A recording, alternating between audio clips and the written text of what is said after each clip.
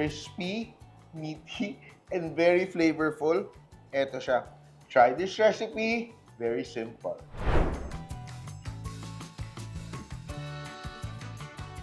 This is so delicious and addictive. Try this Asian shrimp toast. And this is how I made it. Oh.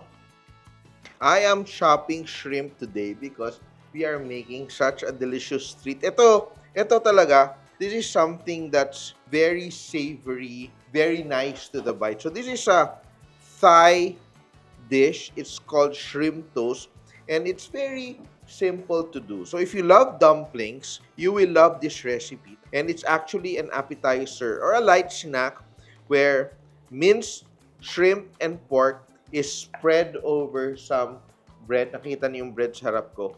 So ito, I'm just chopping my shrimp. So parang giniling to na hipon.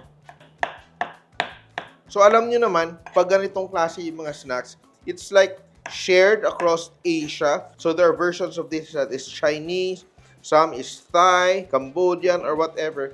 Pero sa atin naman, it's just a Pinoy version of our favorite shrimp toast. This is my bowl, and I will add shrimp meat and my pork.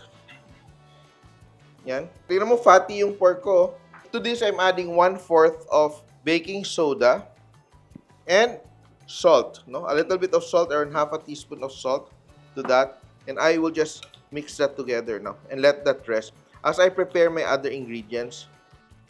So we want to really combine and let this, we mix until the proteins, react to the salt and the baking soda, and they will bind, no? And now, I'll prepare my other ingredients. Konting ginger para bumango yung ating mixture. Then I will add my onions, a little bit of the spring onions, 1 egg white, only the egg white, not the whole egg.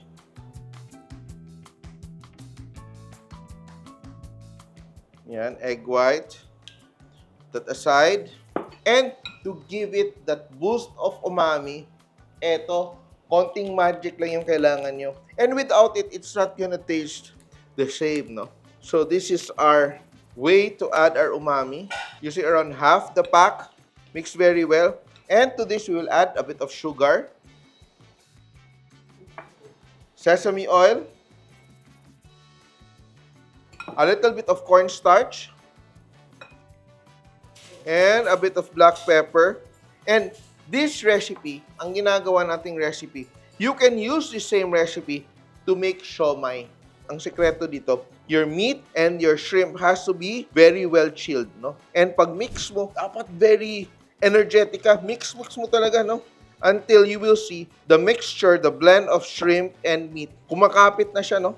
And in the meantime, ito, papainitin ko na yung aking pan. So hot, but not too hot because we don't want to burn the bread. And gagamit tayo ng sliced bread or tasty.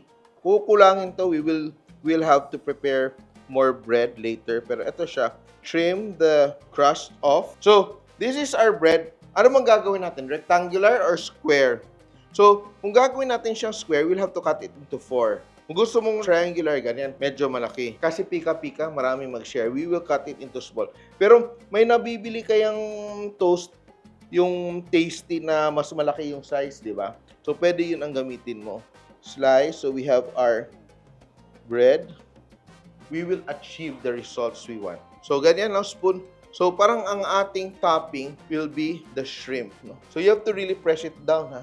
Pwede ding mas konti para mas maraming magawa mo. Ganyan. So, imagine, napakasarap nito, no? Oh. So, sobrang sarap nito. Mapapakain ka talaga. And medyo tedious lang siya gawin ng konti. Pero, with a little bit of patience, you can do it. Kaya mo yan. Especially for the holiday season. You want something special. You want something different. Ito siya.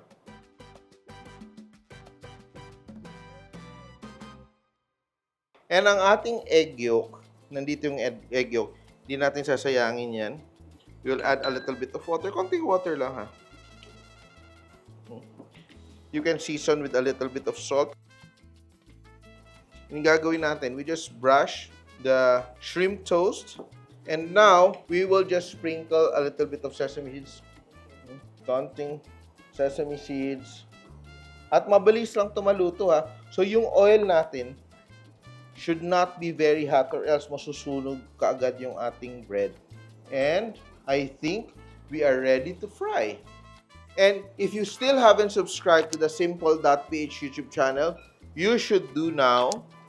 And also, comment down below if you have other recipes you want to learn. So ito, simplified version. And now, my oil is hot enough. At masarap talaga ito pang salo-salo, no? Look, no? So everything will come together into a very delicious snack. Yan. So simple ingredients, diba? Pero the way it's done, it's really very nice and feels fancy, no? So Ronel is helping me with the next batch. Hinay-hinay, don't rush. Some are already golden and beautiful.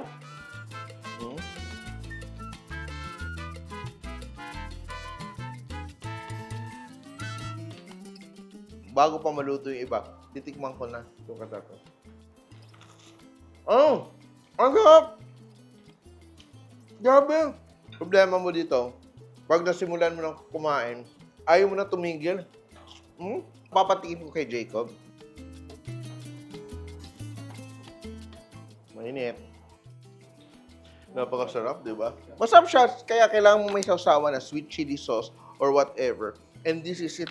Magpi-plating na tayo. Dapat mag-plating na tayo. At habang nagpi-plating ka, kumakain ka na rin. Ang problema, ang ending, kalahati na matitira. And you have your sweet chili sauce on the side. Yeah. One of the yummiest small bites you can serve. This is a recipe. Pag gumawa ka, dapat mong damihan dahil sobrang niyang sarap. Asian shrimp toast. Simple.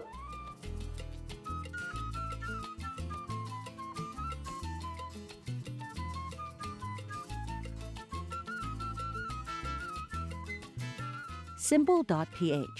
Living made simple.